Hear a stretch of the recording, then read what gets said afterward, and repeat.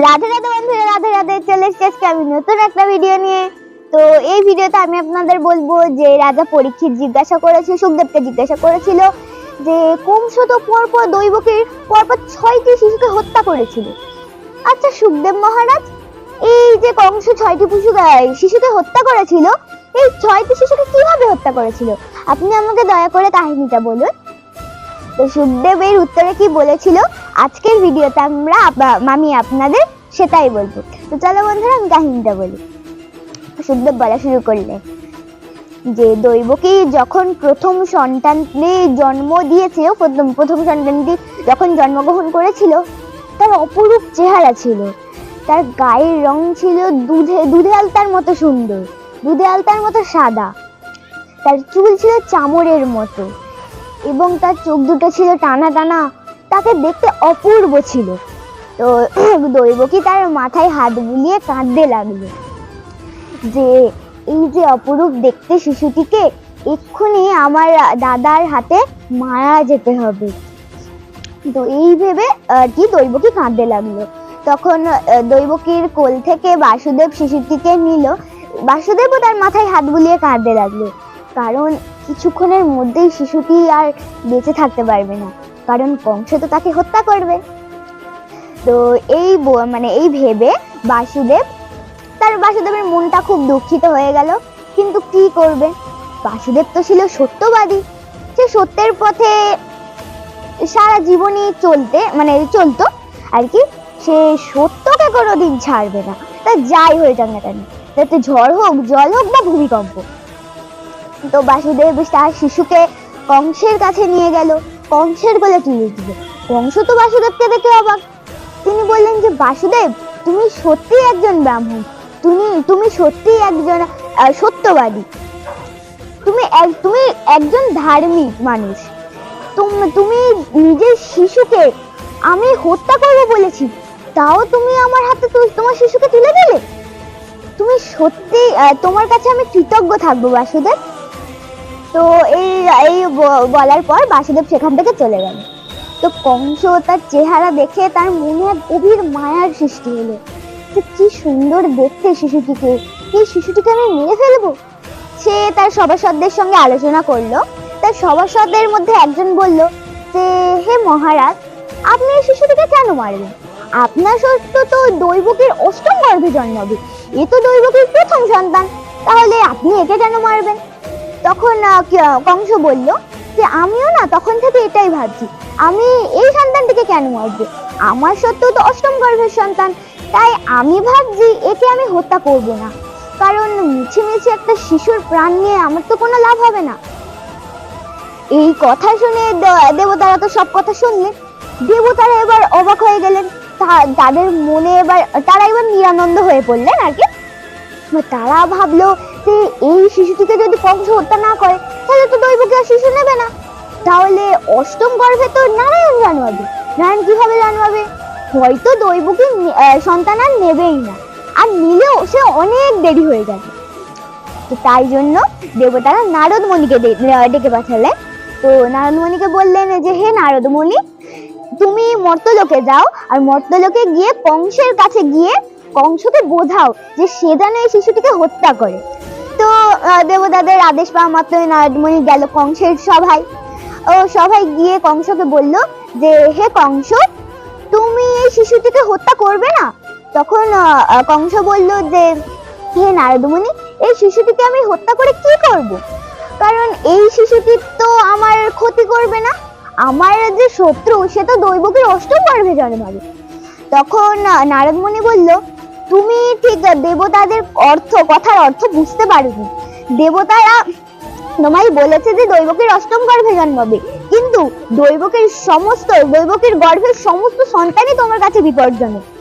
তো এই কথা শুনে তার কংসের বুক কম্পিত হয়ে গেল। তখন নারদ মুনি বলল যে আমার কথা শুনলে তোমার ভালো, কিন্তু তুমি যদি আমার কথা না শোনো, তোমার কিন্তু বিরাট বড় একটা ক্ষতি হয়ে যাবে। তো এই বলে নারদ মুনি সেখান থেকে চলে গেল। তো কংস এবার ভয় পেতে শুরু করলো যে আমাকে তো মেরে ফেলবে। তো এইভাবে সে তার ঘাতককে ডেকে পাঠালো। তো তো ঘাতককে বললো যে তার আদেশ দিল যে সে যেন এই শিশুটিকে হত্যা করে।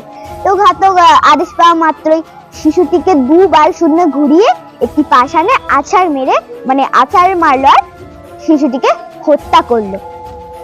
তো দৈবকী এইভাবেই 6টি সন্তান প্রসব করল। তো আর সপ্তম সন্তানটি কে ছিল বলেন তো?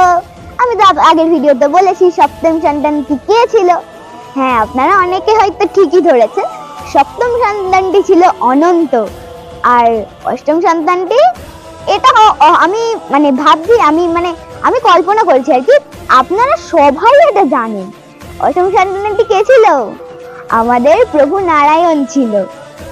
তো তাদের দুজনকে তো কংস মারতে পারবে না।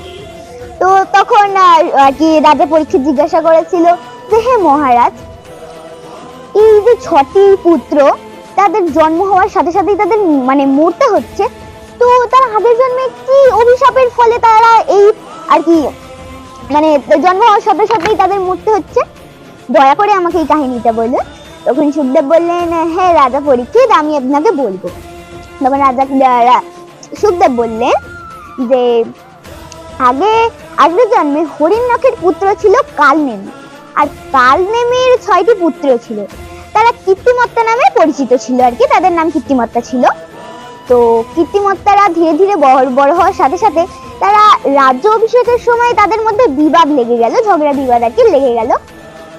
তখন তারা পিতার কথা অমান্য করেছিল, অর্থাৎ কালনেমির কথা অমান্য করেছিল।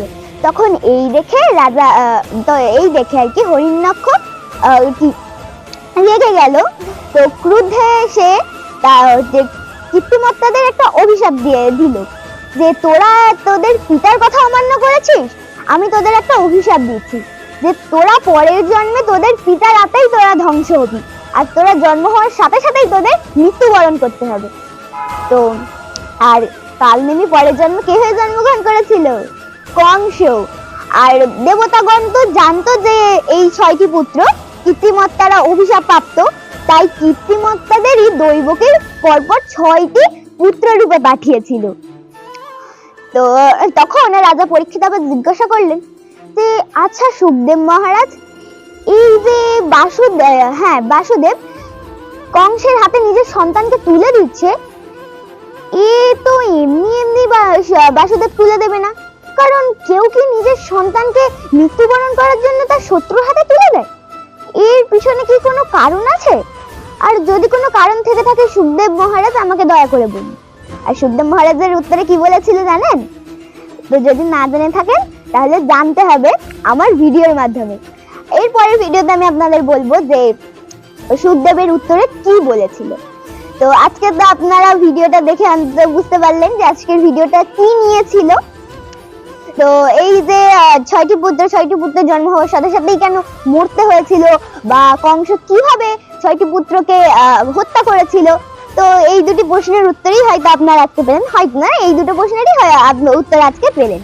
তো এর পরের ভিডিওতে আমি কি বললাম যে বাসুদেব যে নিজের পুত্রকে নিজের শত্রুর হাতে তুলে দিয়েছিল, সেটা কেন? তার পিছনে একটা কোনো ষড়যন্ত্র বা একটা কোনো কারণ আছে। তাহলে নিজের পুত্রকে কেউ মৃত্যুবরণ করার জন্য নিজের শত্রুর হাতে তুলে দেয়? এটা ছিল রাজা পরীক্ষিতের প্রশ্ন। আর সুখদেব মহারাজ কি বলেছিলেন উত্তরে, সেটা জানবো আমরা পরের ভিডিওতে। তো আজকের ভিডিওটা যদি ভালো লেগে থাকে তাহলে অবশ্যই লাইক করবে, কমেন্ট করবে, যদি ভালো লেগে থাকে কমেন্ট করবে, আর শেয়ার করবে, যাতে কৃষ্ণ কবে থেকে আর কি কবে থেকে না, কৃষ্ণের জন্ম থেকে বড় হচ্ছিল কিভাবে, কি আর কি বকাসুর অঘাসুর কি অসুরের কি বধ করেছিল, সমস্ত কথা কিন্তু আমার একটা না অনেকগুলো ভিডিওতে আসতে চলেছে। তো আমি অনেকগুলো পার্ট আপলোড করে ফেলেছি, ভিডিওর অনেকগুলো শ্রীকৃষ্ণ কিভাবে জন্মগ্রহণ করেছিল, জন্মানোর আগে কি হয়েছিল, অনেকগুলো ভিডিও আমি আপলোড করে ফেলেছি। তো যারা প্রথম থেকে দেখোনি আমি তাদের বলবো যে তোমরা প্রথম থেকে দেখে নাও, না হলে আমি পরপর তো ভিডিওটা আপলোড করছি, তোমরা বুঝতে পারবে না ঠিক। তো আজকের মতো আমি এখানেই বিদায় জানাবো। তো এই ভিডিওটা যদি ভালো লাগে থাকে তাহলে অবশ্যই কিন্তু চ্যানেলটা সাবস্ক্রাইব করবে, কারণ পরে না আরো নতুন নতুন ভিডিও আসতে চলেছে, যেমন রাধা এবং কৃষ্ণের প্রথম দেখা, রাধার জন্মগ্রহণ, রাধার অন্নপ্রাশন, আরো অনেক কিছু আসতে চলেছে। এইগুলো কিন্তু সাবস্ক্রাইব না করলে ঠকে যাবেন। মিস করে যাবেন। তো তাই জন্য বলছি চ্যানেলটাকে সাবস্ক্রাইব করে দাও। তো আজকের মতো আমি এখানেই বিদায় জানাই। চলো একটু আমরা কৃষ্ণের নাম করে নিই। হরে কৃষ্ণ কৃষ্ণ কৃষ্ণ হরে হরে, হরে রাম রাম রাম হরে হরে, জয় নিতাই জয় গৌনিতায়ের জয়। তো চলো বন্ধুরা, আজকের মতো আমি এখানেই বিদায় জানাই। নতুন নতুন ভিডিও দেখতে হলে কিন্তু সাবস্ক্রাইব করতে হবে। আজকের মতো টাটা।